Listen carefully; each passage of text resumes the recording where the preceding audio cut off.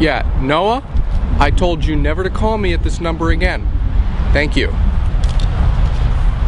Mike Roman here for Techno Buffalo. Today I'm reviewing the Samsung Exhibit 4G, T-Mobile's cheapest 4G phone. It's 80 bucks after a $50 mail-in rebate with a 2-year T-Mobile contract, voice and data. Join me, the exhibitionist that I am, on my exhibit of the Samsung Exhibit 4G.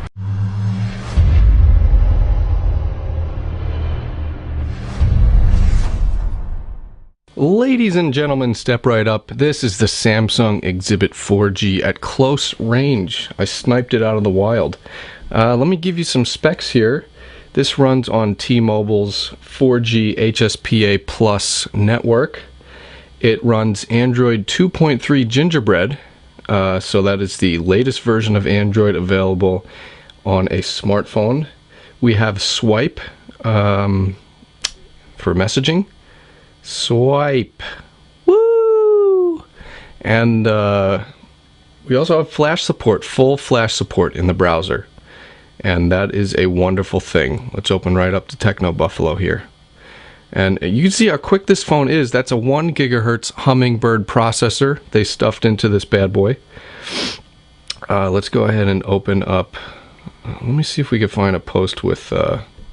Look, it's so quick that I made a mistake and it just threw me right over to it. Okay, here is a stop motion tutorial. Cool. And obviously, there we go. Come on, give it to me, that funky stuff. Give me that stuff, that funky stuff. There we go. Playing right away.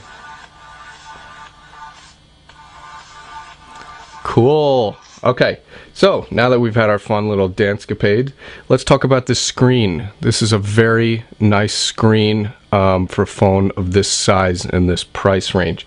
It is a 3.7-inch TFT AMO LED touch screen.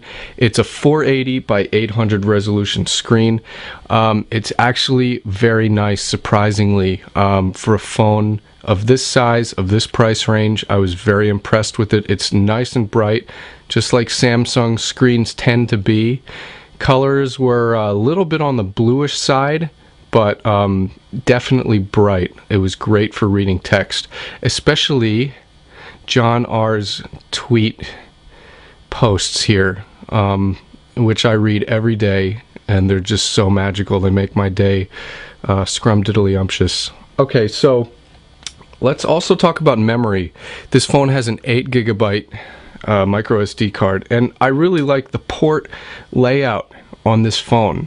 You really don't have to snap the back hatch off to get to any of the, to get to the memory card. It's right here for you.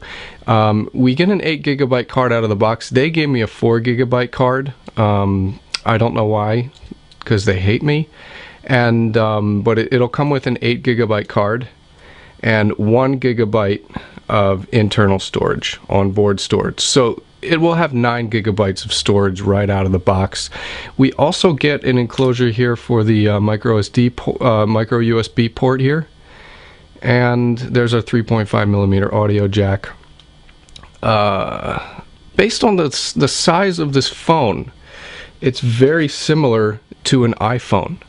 The only thing is the Exhibit 4G is a 1/2 inch thick. So let me show you some thickness action here. It's a little bit thicker, but the rest of the architecture is very similar in dimensions to the iPhone 4. And I really like the design of this phone as well. I love this tapered bottom here.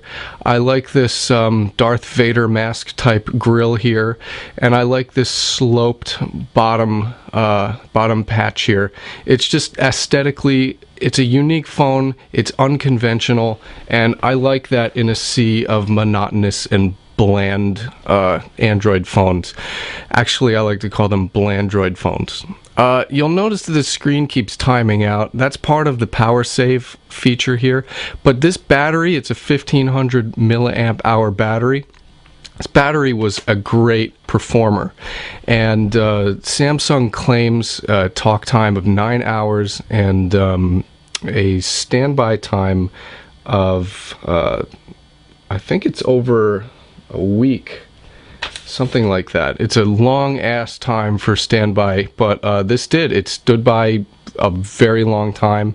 I did not even have to charge this phone at all. Calling and spending a day taking pictures and playing around with it, it still had half a battery life left. So that's one thing that you're not going to have a problem with on this phone is battery life. Let's see what else we have in store here. Let me just give you a few other specs before I jump into some of the fun features on this phone. It has Wi-Fi, 802.11b, G, and N, A, GPS. It has an accelerometer, so it's awesome for 3D games. And we have a light sensor, Bluetooth 2.1 with EDR stereo, and that should do it for the core specs. One more thing, a front-facing VGA camera here, and that's for video chat. And something that, if you are into your applications and games, this phone comes with Bejeweled 2, Scrabble, and Doodle Jump. So if you are a wordsmith, or you love jewel puzzles, or if you like a little creature with a funnel snout jumping to oblivion. By the way, is there an end to Doodle Jump? It just seems like he goes forever and nothing ever happens until you die. It seems like the only way to beat the game is to just die when you get to a crucial point high in the air, when you think you're almost going to beat it, and then you just fall off one of the platforms. You just get shot out of the sky by one of the doodle monsters. But I digress. So let's take a look at Android 3.1. I mean, I'm insane. Wow, Android 2.3. Android 2.3. Here's our drop-down menu. Okay, so it's nice. We have our little power center here, and let's go check out. Oh, we're getting a phone call here. No thanks. And we're gonna scroll over. We have 7 home screens maximum here. And we also have a Leap type, HTC Leap type thing here, but is Samsung. And it's Samsung's side-scrolling application menu here. And you could do a lot of things on this phone that you can do with the higher-end phones. Maps works beautifully. I'll show you maps here. Okay, let's apparently turn on Wi-Fi. Okay. Maps, as I was saying. There we go. And you see, we don't have that. We don't have the rotational option. We can only zoom in and out. That's okay. And that's an example of, one of the things that this phone is missing when you compare it to one of the 4G giants out there on the market.